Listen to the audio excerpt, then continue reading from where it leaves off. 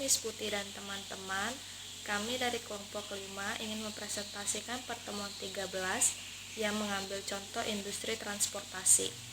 Miss Putih, selamat sore teman-teman. Saya Meliani dari kelompok 5 ingin mempresentasikan tentang definisi interaksi. Interaksi adalah bagian dari kehidupan sehari-hari. Setiap orang melakukan interaksi dalam kehidupannya. Dengan berinteraksi satu sama lain, orang merancang aturan atau institusi dan sistem di mana mereka berusaha untuk hidup. Interaksi antar dua manusia atau lebih baru dapat terjadi kalau terjalin komunikasi, yaitu dengan adanya komunikasi setiap orang dapat menyampaikan informasi, juga pendapat, ide dan saran atau guna melancarkan kerjasama atau sekelompok orang untuk mencapai tujuan tertentu. Kemampuan berkomunikasi menjadikan seseorang lebih baik dalam menyampaikan ide, membangun hubungan dengan orang lain, atau mempromosikan sesuatu, dan juga bisa tercipta interaksi yang baik. Terus hubungan dan interaksi tidak hanya terjadi dalam lingkungan masyarakat saja, juga terjalin dalam lingkungan kerja yang akan memberikan dampak baik bagi keduanya. Namun tidak hanya bagi karyawan itu sendiri, namun juga bagi perkembangan perusahaan ke depannya juga. Sebaliknya, tanpa interaksi yang baik tidak akan terjalin kerjasama dalam pekerjaan maupun hubungan sosial di luar masalah pekerjaan secara baik. Halo Miss Putih dan teman-teman, saya Nova Belina dari kelompok 5. Saya di sini ingin melanjutkan materi yang tadi sebelumnya teman saya sudah bahas. Nah, di sini ada proses komunikasi. Pada dasarnya, komunikasi yang baik itu seharusnya bersifat dua arah agar terjadi pertukaran informasi yang sebenar-benarnya. Jadi bukan hanya sekedar pemberian perintah yang bersifat satu arah. Nah, ini kan tidak memungkinkan ada umpan balik dan tidak dapat berguna untuk menyempurnakan informasi. Baik, di sini saya akan menjelaskan profil tentang PT Grab Indonesia. Karena dari kelompok kami ini mengambil industri transportasi, jadi kita akan membahas tentang PT Grab Indonesia. Grab ini didirikan pada tahun 2012 di Malaysia, dan untuk pendiri Grab itu adalah Anthony Tan bersama rekannya yaitu Tan Hoy. Dari tahun 2012 sampai saat ini tahun 2017, Grab merupakan platform pemesan kendaraan termuka di Asia Tenggara. Grab yang menyediakan aplikasi layanan transportasi angkutan umum meliputi kendaraan bermotor beroda 2 maupun roda 4. Dan perusahaan Grab ini hanya perusahaan teknologi yang menyediakan aplikasinya saja. Dan untuk kendaraannya sendiri adalah kendaraan milik mitra yang sudah bergabung di PT Grab Indonesia. Oke, selanjutnya di sini saya Lia Andriani akan membahas tentang proses komunikasi PT Grab Indonesia. Bisa kita lihat ya gambar di samping menunjukkan dengan tampilan website Grab Indonesia dalam masa pandemi Corona. Grab secara khusus melakukan komunikasi bisnisnya terhadap dua segmen, yaitu pertama untuk pelanggan, kedua untuk mitra pengemudi. Grab Indonesia memberikan informasi di masa pandemi Corona ini melalui websitenya. Dengan melakukan komunikasi tersebut ditujukan pada penerima pesan yang berbeda-beda dengan informasi yang berbeda-beda pula. Misalnya, saat berkomunikasi kepada pelanggan setia, Grab meyakinkan kepada pelanggannya bahwa Grab akan meningkatkan standar keamanan dan higienitas untuk penumpang dan pelanggan dengan cara yang ditulis secara rinci pada websitenya. Sedangkan pesan-pesan yang ditujukan kepada mitra Grab berupa tindakan preventif dari Grab terhadap mitra berupa ketersediaan masker dan sanitizer di beberapa titik, diskon vitamin, pembersih jaket, dan helm sebagai program Grab Benefit, pelindungan bagi mitra Grab yang didiagnosa COVID-19 berupa uang tunai 1,5 juta bagi mitra Grab Bike dan 3 juta bagi mitra GrabCar.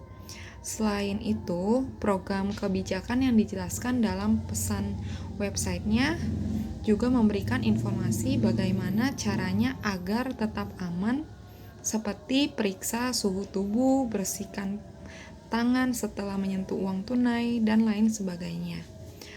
Komunikasi yang disampaikan oleh pihak Grab cukup menenangkan bagi para mitranya. Informasi yang disampaikan dengan jelas dan tujuannya adalah supaya mitra tetap setia dan merasa terlindungi. Karena antara pihak Grab dan mitra memiliki hubungan yang saling menguntungkan. Grab tidak akan biasa berjalan tanpa adanya mitra. Maka dalam pesan yang disampaikan pihak Grab menjaga hubungan baik dengan mitra agar tetap loyal. Selanjutnya, saya akan membahas tentang tujuan proses komunikasi. Di sini ada 3 macam, yaitu agar komunikator dimengerti komunikan, kedua, agar dapat mengenal orang lain, ketiga, agar pendapat diterima oleh orang lain. Kalau agar komunikator dimengerti komunikan ini adalah di sini tujuan komunikasinya untuk memastikan informasi atau pesan dari komunikator dapat dimengerti oleh orang lain. Karena itu, komunikator harus menyampaikan pesan utama sejelas mungkin kepada komunikan. Kedua, agar dapat mengenal orang lain. Tujuan komunikasi ini sebagai interaksi dan komunikasi, maka setiap orang dapat saling mengenali dan memahami satu sama lain. Kemampuan mendengar atau membaca mengartikan pesan orang lain dengan baik merupakan hal penting dalam aktivitas komunikasi. Dan terakhir adalah agar diterima oleh orang lain. Tujuan komunikasi ini juga dimaksudkan agar pendapat kamu diterima oleh orang lain. Dan komunikasi secara persuasif sering kali dilakukan untuk menyampaikan gagasan atau ide seseorang pada orang lain. Tujuannya adalah agar ide dan gagasan tersebut dapat diterima. Selanjutnya, hambatan komunikasi akan dibahas oleh Modesta. Oke, selanjutnya Grab sempat mengalami layanan error dan tidak bisa akses aplikasi Grabnya. Terjadinya driver tidak bisa menerima pesan karena sedang diperbaiki. Grab mengumumkan layanannya tidak bisa diakses karena ada kendala teknis. Kejadian ini dialami oleh sejumlah pengguna di Asia Tenggara pada Selasa 16 November 2021. Dalam notifikasi yang ditunjukkan kepada para pengguna, Grab Indonesia menyebut, "Saat ini tim kami sedang berusaha semaksimal mungkin untuk mengatasi hal ini." Ada hambatan-hambatan komunikasi yang terjadi. Yang pertama, ada hambatan dalam mengirim pesan. Misalnya kita ingin menyampaikan sesuatu kepada driver kita, pasti harus ke messenger dulu untuk memberitahu ke driver kita supaya map sesuai titik atau ada tambahan lokasi, supaya pesan itu tersampaikan dengan baik.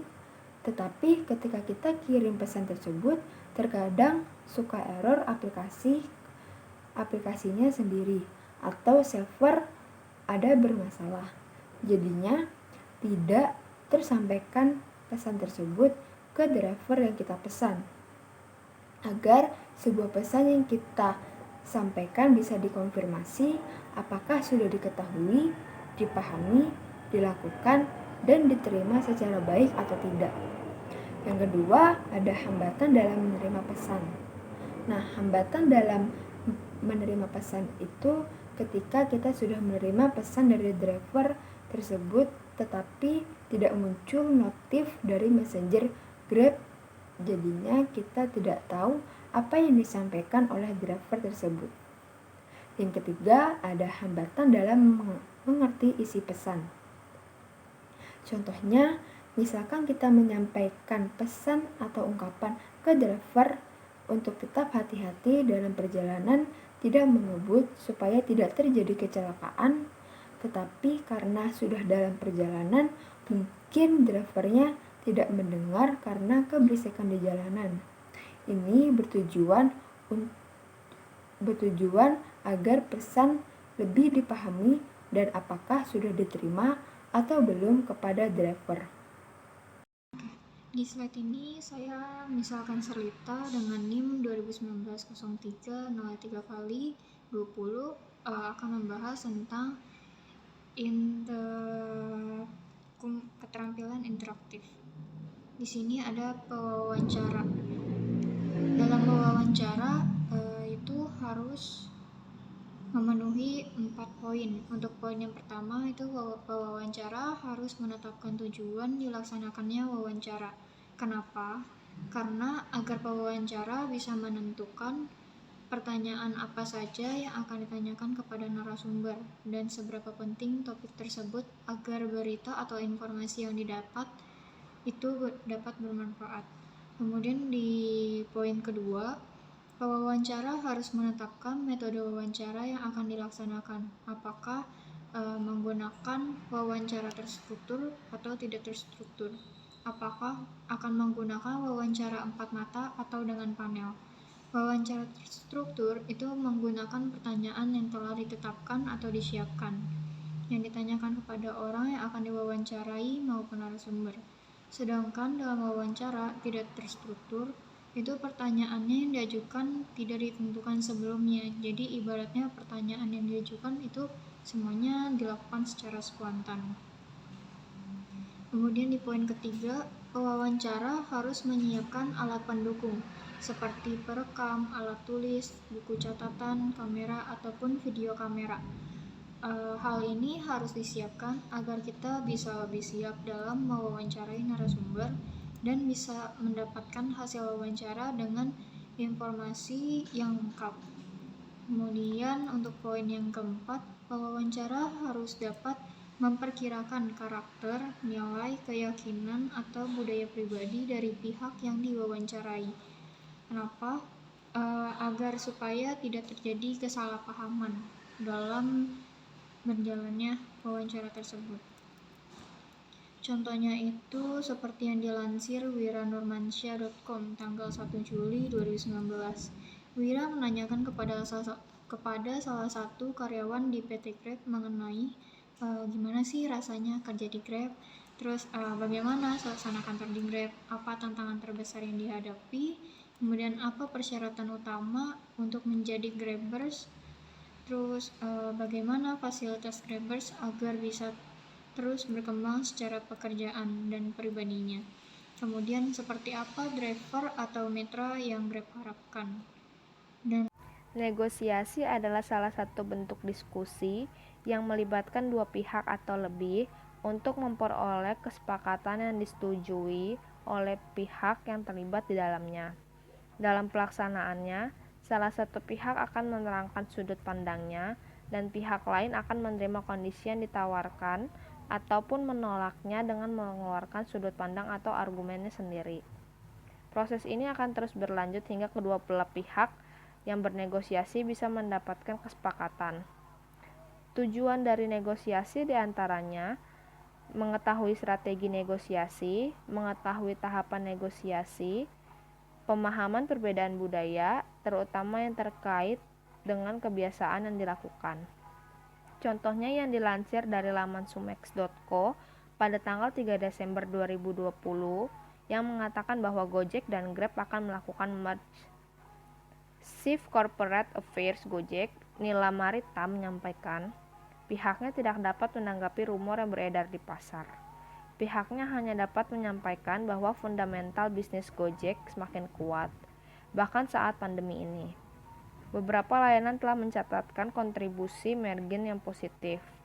Sebagai informasi, CEO SoftBank Group, investor besar Grab, Masayoshi Son pun ikut dalam pembicaraan merge antara Gojek dan Grab. CEO Grab Anthony Tan disebutkan akan menjadi CEO entitas gabungan tersebut di wilayah Asia Tenggara. Sementara itu, petinggi Gojek akan menjalankan gabungan entitas bisnis di wilayah Indonesia dan tetap di bawah nama Gojek. Kemungkinan kedua perusahaan akan berjalan secara terpisah untuk beberapa waktu ke depan. Tujuan akhirnya, entitas hasil penggabungan Gojek dan Grab bakal menjadi perusahaan publik. Aturan ini berbeda dari beberapa negara lain yang menerapkan pre-merge notification. Artinya, perusahaan terkait harus lebih dulu melaporkan kepada KPPU setempat. Sekian presentasi dari kami, mohon maaf bila ada kesalahan dalam penyampaiannya. Terima kasih.